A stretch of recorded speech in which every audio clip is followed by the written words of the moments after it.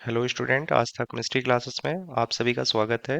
आज हम लोग केमिकल बॉन्डिंग चैप्टर से आए हुए आईआईटी जेईई एडवांस के प्रॉब्लम को सॉल्व करने वाले हैं। इस प्रॉब्लम में दिया गया है लिस्ट वन और लिस्ट सेकंड। ठीक है, लिस्ट वन में जेनॉन के कंपाउंड दिए गए हैं और लिस्ट सेकंड में उनकी ज्योमेट्री और जेनॉन जो कि सेंट्रल एटम है उस पर कितने लोन पेयर होंगे उसके बारे में लिस्ट सेकंड में दिया गया है। तो हम लोग वन बाय वन प्रॉब्लम्स को सॉल्व करने वाले हैं। तो पहला कंपाउंड्स दिया गया है जेनॉन का XeF2। जेनॉन के आउटर मोस्ट सेल में टोटल 8 इलेक्ट्रॉन्स होते हैं। आउटर मोस्ट सेल जिसे हम लोग वैलेंस सेल बोलते हैं, तो वैलेंस सेल में 8 इलेक्ट्रॉन्स होते हैं। इसकी ज्योमेट्री की बात करें तो देखिए इस तरह से जेनॉन के साथ फ्लोरीन जुड़ा होता है और यहाँ पर फ्लोरीन जुड़ा होता है, तो दो फ्लोरीन इस तरह से जुड़े होते हैं और यहाँ लोन पेयर पाया जाता है। ये लोन पेयर होता है। तो यहाँ पर जेनॉन के दो इलेक्ट्रॉन्स बॉन्ड पेयर में पार्टिसिपेट कर लिए और बचे हुए 6 इलेक्ट्रॉन लोन पेयर के फॉर्म में है। तो यहाँ पर बॉन्ड पेयर दो है, लोन पेयर जो है वह 3 है। तो टोटल इलेक्ट्रॉन पेयर जब हम लोग बॉन्ड पेयर और लोन पेयर को ऐड करते हैं तो इलेक्ट्रॉन पेयर कहलाता है। तो टोटल इलेक्ट्रॉन पेयर 5 है। मीन्स इसका हाइब्रिडाइजेशन होगा sp3d। मीन्स एक s ऑर्बिटल होगा 3p ऑर्बिटल और एक d ऑर्बिटल यूज होगा। तो यहाँ जेनॉन का जो हाइब्रिडाइजेशन होगा वह sp3d आएगा। ठीक है, इसकी ज्योमेट्री की बात करें तो इसकी दो तरह की ज्योमेट्री होती है। एक मॉलिक्यूलर ज्योमेट्री होती है और एक इलेक्ट्रॉन ज्योमेट्री होती है। जब इलेक्ट्रॉन ज्योमेट्री की हम लोग बात करते हैं तो ये जो लोन पेयर है ये भी कंसीडर किए जाते हैं, जबकि मॉलिक्यूलर ज्योमेट्री के केस में लोन पेयर कंसीडर नहीं किए जाते हैं। ठीक है, तो हम लोग इसकी ज्योमेट्री के बारे में बात कर लेते हैं। तो मॉलिक्यूलर ज्योमेट्री जो आएगा, मॉलिक्यूलर ज्योमेट्री, तो इसका जो मॉलिक्यूलर ज्योमेट्री आएगा वह होगा लीनियर।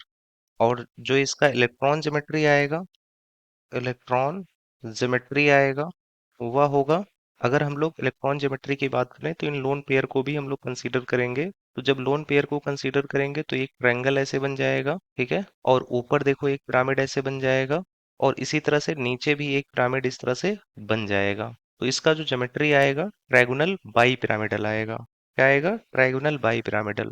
ट्रायगोनल बाई पिरामिडल इसकी ज्योमेट्री आएगी। तो पी वाले की अगर हम लोग बात करें तो इसमें सेंट्रल मेटल एटम का जो हाइब्रिडाइजेशन आएगा वो sp3d आएगा और इसकी मॉलिक्यूलर ज्योमेट्री लीनियर होगी और इसकी electron geometry trigonal bi pyramidal होगी। ठीक है, तो फर्स्ट वाले का कौन सा ऑप्शन सही होगा?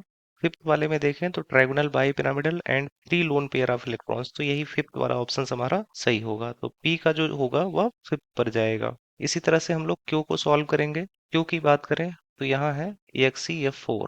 इसके स्ट्रक्चर की बात करें तो यहाँ जेनॉन है, यहाँ पर फ्लोरीन है, यहाँ फ्लोरीन है, यहाँ पर फ्लोरीन है और यहाँ पर फ्लोरीन है। जेनॉन के आउटर शेल में 8 इलेक्ट्रॉन्स होते हैं, तो 4 इलेक्ट्रॉन तो यहाँ पर बॉन्ड पेयर फॉर्म कर लिए, तो 2 इलेक्ट्रॉन्स लोन पेयर के फॉर्म में इस तरह से रहेंगे। अब देखिए यहाँ पर जेनॉन की बात करें तो जेनॉन के पास बॉन्ड पेयर जो है वह 4 है।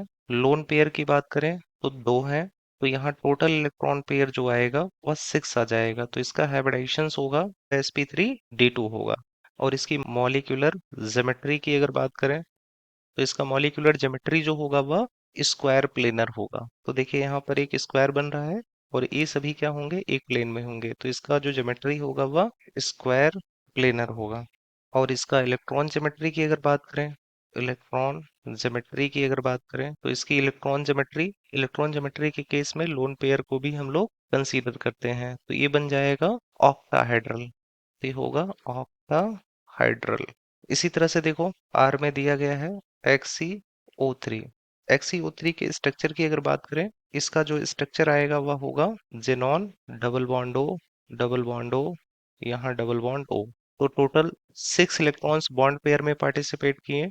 अभी भी 2 इलेक्ट्रॉन बचे हुए हैं, तो वे लोन पेयर के फॉर्म में होंगे। ठीक है, और इसके हाइब्रिडाइजेशंस की बात करें तो सिग्मा बॉन्ड को काउंट कर लो। डबल बॉन्ड में एक सिग्मा होता है, एक पाई होता है। टोटल यहाँ पर सिग्मा बॉन्ड जो होंगे 1 2 3, तो 3 सिग्मा बॉन्ड होंगे और लोन पेयर की बात करें 1 हो जाएंगे, तो 3 + 1 टोटल 4 आ जाएंगे। तो इसका जो हाइब्रिडाइजेशन होगा वह sp3 होगा।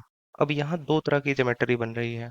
इसकी मॉलिक्यूलर ज्योमेट्री की बात करें, मॉलिक्यूलर ज्योमेट्री को हम लोग mg से रिप्रेजेंट करेंगे। तो इसकी जो मॉलिक्यूलर ज्योमेट्री है वह है ट्रायगोनल पिरामिडल। और इलेक्ट्रॉन ज्योमेट्री की अगर बात करें, इलेक्ट्रॉन ज्योमेट्री को हम लोग शॉर्ट फॉर्म में इजी लिखते हैं। तो इलेक्ट्रॉन ज्योमेट्री की अगर हम लोग बात करें तो इसका इलेक्ट्रॉन ज्योमेट्री टेट्राहेड्रल होगा। ठीक है, तो HCF4 के पास लोन पेयर की संख्या 2 होगी और इसकी इलेक्ट्रॉन ज्योमेट्री ऑक्टाहेड्रल होगा, जबकि XeO3 के पास लोन पेयर की संख्या 1 होगी और इसकी इलेक्ट्रॉन ज्योमेट्री टेट्राहेड्रल होगी। तो HCF4 की अगर हम लोग बात करते हैं तो ये HCF4 में लोन पेयर की संख्या 2 है और ये ऑक्टाहेड्रल का शेप ले रहा है, तो Q का जो होगा वह थर्ड पर जाएगा। इसी तरह से R की अगर हम लोग बात करें तो R में लोन पेयर की संख्या 1 है और इसकी जो इलेक्ट्रॉन ज्योमेट्री है वह टेट्राहेड्रल है। इस सेकंड वाला ऑप्शंस देखो, tetrahedral and 1 lone pair of electrons, तो सेकंड वाले ऑप्शंस पर ही जाएगा। अब फोर्थ की अगर हम लोग बात करें तो ये XeO3F2 है। तो इसके स्ट्रक्चर को हम लोग ड्रा करते हैं। यहाँ S दिया गया है, XeO3F2। इसके स्ट्रक्चर की अगर हम लोग बात करें तो यहाँ जेनॉन है, ये कुछ इस तरह से जुड़ा होता है डबल बॉन्ड से। यहाँ ऊपर फ्लोरीन है और नीचे फ्लोरीन है। इसकी ज्योमेट्री जो होगी वह ये हो गया ट्रायगोनल, और ऊपर एक पिरामिड ऐसे बनेगा इस तरह से और नीचे इस तरह से। तो इसका जो ज्योमेट्री आएगा वह ट्रायगोनल बाई पिरामिडल आएगा। ठीक है, इसके पास लोन पेयर की जो संख्या है वह 0 है, लोन पेयर है ही नहीं।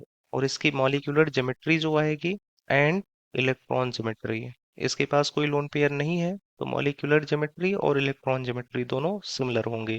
तो इलेक्ट्रॉन ज्योमेट्री या मॉलिक्यूलर ज्योमेट्री जो आएगा वह ट्राइगोनल बाई पिरामिडल होगा। ठीक है, तो XeO3F2 की जो ज्योमेट्री आएगी वह कैसी होगी, ट्राइगोनल बाई पिरामिडल, और इसके पास लोन पेयर की संख्या 0 होगी। यहाँ फोर्थ वाले ऑप्शंस की तरफ देखिए, trigonal bipyramidal and no lone pair, तो यही फोर्थ वाला ऑप्शन हमारा सही होगा। अब हम लोग अपने ऑप्शंस की तरफ बढ़ते हैं। ऑप्शंस पहला दिया गया है, P का फिफ्थ पर जा रहा है तो यस सही है। Q का सेकंड पर जा रहा है तो ये गलत है, Q का थर्ड पे जाना चाहिए। ठीक है, तो पहला वाला ऑप्शन हमारा रॉन्ग है। सेकंड वाले ऑप्शंस में P का 5 पे जा रहा है तो यस सही है। Q का थर्ड पे जा रहा है तो यस ये भी सही है। R का सेकंड पर जा रहा है तो ये भी सही है।